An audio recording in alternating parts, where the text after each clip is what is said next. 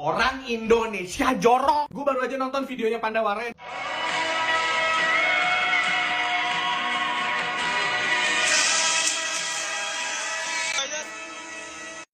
Oke, ini untuk rakyat Indonesia.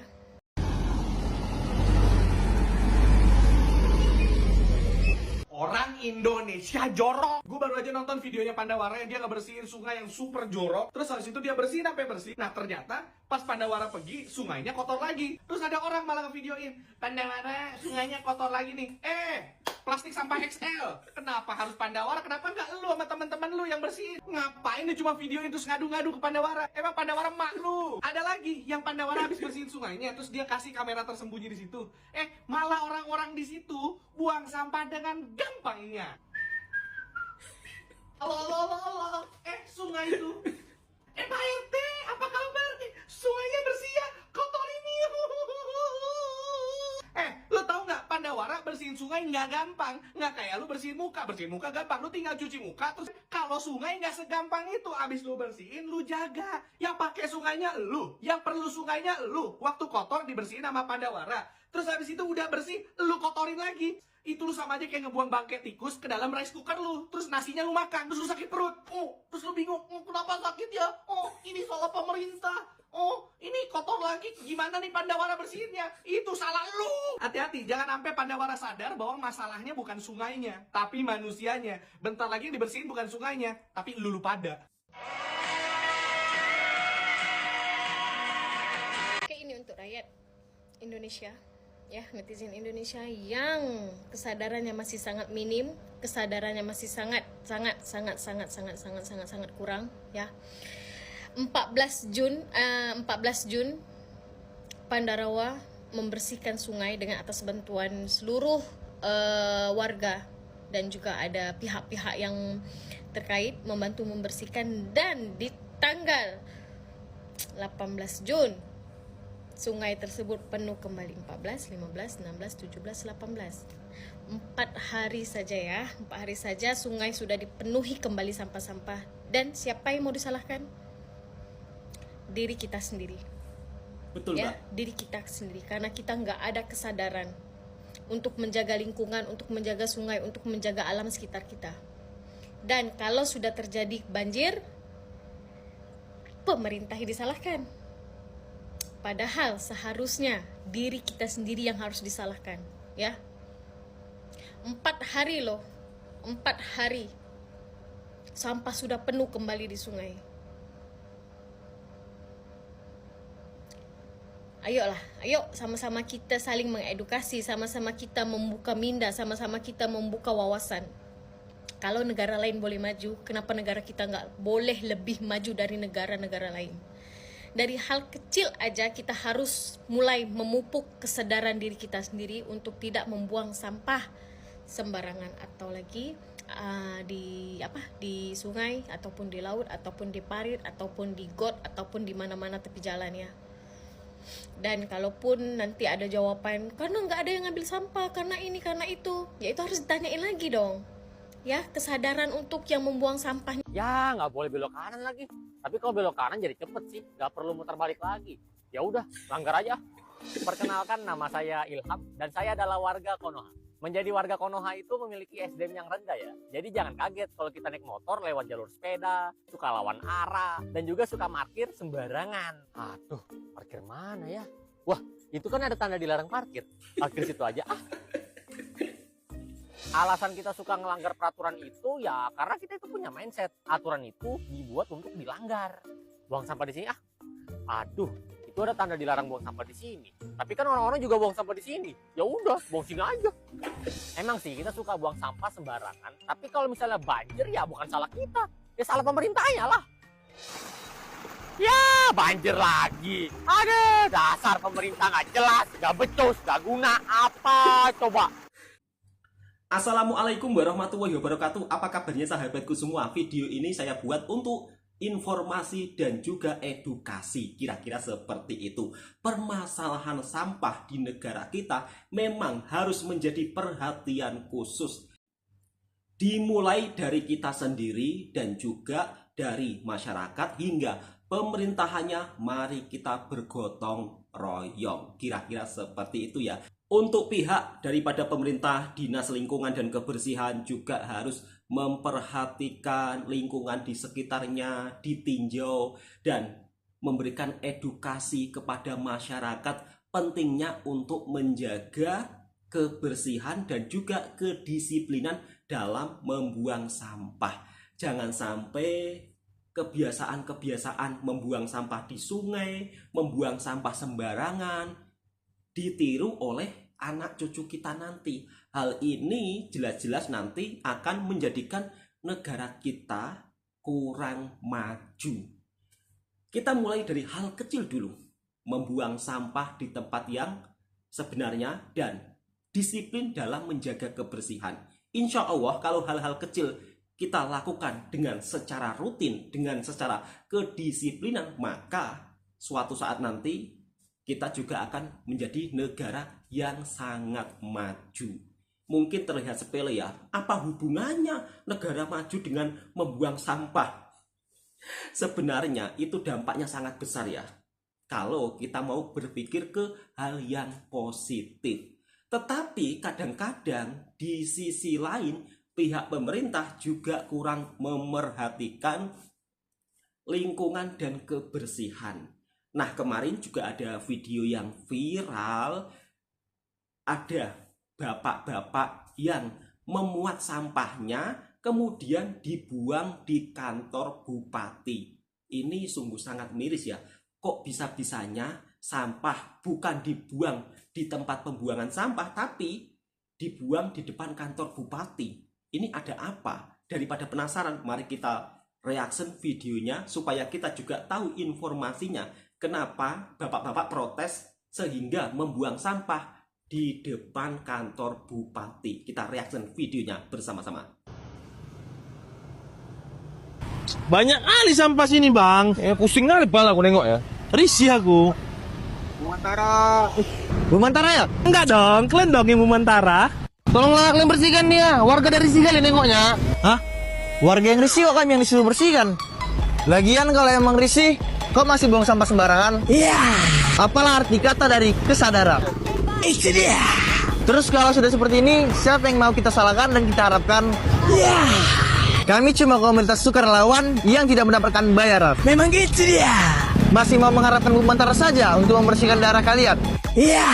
Gak sekalian saja kami bersihkan, kalian punya akal pikiran. Itu dia. Daripada sampah ditumpuk di pemukiman warga, mending ditumpuk di kantor bupati. Oh, apakah mungkin bupatinya kurang memperhatikan warganya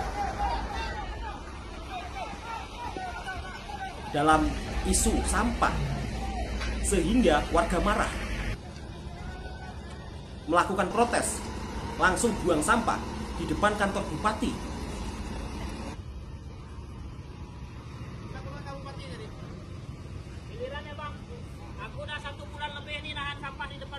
Oh. Jadi hari ini saya pindahkan. Saya pindahkan supaya tahu pemerintah juga kami ini menikmati sampah di depan pun tidak enak gitu.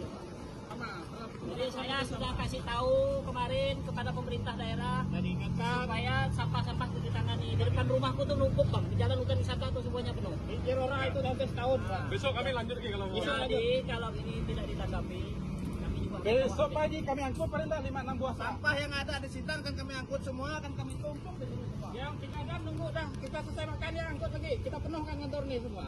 Di mana-mana kalau kita lihat sekarang sampah tuh menumpuk, baik dari arah Keram, dari Kelam, dari arah Pino, dari Sungai Durian dan lain-lain semuanya menumpuk. Jadi sama sekali belum ada solusi dari pemerintah. Nah, bentuk hari ini kami lakukan pembuangan sampah ke kantor bupati ini sebagai bentuk protes kami terhadap pemerintah daerah kabupaten supaya sampah yang ada di Kabupaten Sintang ini segera ditangani dengan cepat. Itu saja. Nah, dan satu dam kita tumpahkan di kantor dewan. Jadi itu bentuk protes kita supaya pemerintah daerah segera menangani masalah sampah yang ada di Kabupaten Sintang. Manakala ini tidak bisa ditangani pemerintah, tentu kami akan lebih banyak lagi membuang sampahnya ke sini. Biar ini menjadi TPA juga di sini. Biar Bupati juga tahu, kami yang dekat pembuangan sampah di hutan wisata juga tidak merasa nyaman dengan bau sampah yang setiap hari kami Selama rasakan. ini juga saya tambahkan ya, pemerintah lempar tanggung jawab, mengatakan bahwa masyarakat tidak membuang sampah pada tempatnya, tidak taat cara membuang sampah. Faktanya sejak 2021 TPS yang ada itu ditutup warga karena tidak diurus, sampah menumpuk di mana-mana, pencemaran di mana-mana. Jadi warga sekitar dan warga pemilik tanah menutup TPS, sehinggalah muncul tempat-tempat pembuangan yang tidak semestinya seperti ini, dan tidak ada satupun tindakan pemerintah yang jelas untuk menangani sampah. Makanya harus dibuat begini dulu. Ini pun kita tidak yakin mereka mampu nak nangani sampah ini. Kalaupun ini tidak mampu, kita akan angkut ke rumah bupati sampai ke kamar-kamarnya. Saya pikir itu. Ya untuk di Jorora udah hampir 1 tahun di sana sampahnya itu belum teratasi. Di Jalan Jorora alat pemakaman yang di Jorora 1 Tiang Sando itu udah hampir 1 tahun itu di sana. Tidak ada orang lalu lalang ke sana sini dari Posisi Bau ke Sintang, dari Pontianak ke Posisi Bau selalu melihat sampah. Apakah Sintang ini menjadi kota sampah, bukan lagi kota bersemi ya? Ya, titip Pak Bupati ya sampahnya. Tempatnya, itu dia. Kantor DPRD. Mantap protesnya, luar biasa. Nah, ini dia. Langsung dibuang di depan kantor perwakilan rakyat. Mantap. Penanganan sampah ini menjadi tanggung jawab bersama. Pihak pemerintah juga harus memerhatikan lingkungan sekitarnya. Kalian ini digaji rakyat. Kalian ini setiap bulan mendapat upah gaji dari rakyat yang menggaji kalian. Dan rakyat adalah bos sebenarnya. Lantas kenapa pekerjaan kalian itu tidak sesuai harapan masyarakat? Termasuk salah satu masyarakat yang berada di daerah Sintang, Kalimantan melakukan sebuah protes membuang sampah di depan kantor bupati dan juga di depan kantor wakil rakyat. Mungkin mereka sudah muak dengan ulah para pejabat yang ada di sana tidak memperhatikan lingkungan sekitar, sehingga warga kalau mau membuang sampah kebingungan. Bahkan kata dari salah satu masnya, ada yang berbicara sampah bertumpuk-tumpuk, masyarakat bingung mau membuang di mana, ujung-ujungnya nanti masyarakat dikatakan tidak membuang sampah pada tempatnya, padahal masyarakat juga kebingungan mau membuang sampah di mana. Harusnya pihak daripada pemerintah juga memperhatikan terkait hal isu-isu seperti ini, karena kalau dibiarkan, ya tahu sendiri lama-lama nanti Indonesia menjadi salah satu negara yang terkotor. Itu bisa kemungkinan jadi seperti itu kalau tidak diperhatikan dengan secara benar. Bahkan kita kalah dari Singapura, di mana Singapura bisa mengelola sampah dengan sebegitu baiknya. Masa iya Indonesia yang akan dinobatkan menjadi negara yang maju tidak bisa mengelola sampah dengan sebaik-baik mungkin? Harusnya Indonesia juga bisa mencontohi negara Singapura. Sebenarnya tak perlu untuk mencontohi negara Singapura. Di daerah Jawa Tengah, Kabupaten Banyumas juga sudah ada pengelolaan sampah yang terbaik di Indonesia. Tetapi kenapa hal ini tidak bisa dicontoh oleh kepala daerah lainnya? Oke, kita reaction video berikutnya. Bagaimana cara penanganan sampah yang ada di Banyumas yang ini harus menjadi contoh di seluruh Indonesia. Kalau ngomongin soal isu lingkungan, kalian tahu nggak kalau Kabupaten Banyumas sebagai percontohan nasional dalam keberhasilannya mengolah sampah di Indonesia hingga diapresiasi loh teman-teman dari berbagai negara. Wow. Lalu siapa sosok di balik kesuksesan itu semua? Ialah Insinyur Ahmad Hussein. Beliau adalah sosok di balik pengolahan sampah terbaik ASEAN yang sempat viral beberapa waktu lalu teman-teman. Dengan sebutannya, sumpah beruang. Sulap sampah berubah menjadi uang. Gila sih ini. Ya, Insinyur Ahmad Hussein berhasil menjadikan Banyumas menjadi zero landfill dengan mendirikan 29 tempat pengolahan sampah terpadu atau TPST di beberapa lokasi. Bahkan ada sekitar 600 ton sampah loh teman-teman yang berhasil diolah setiap harinya.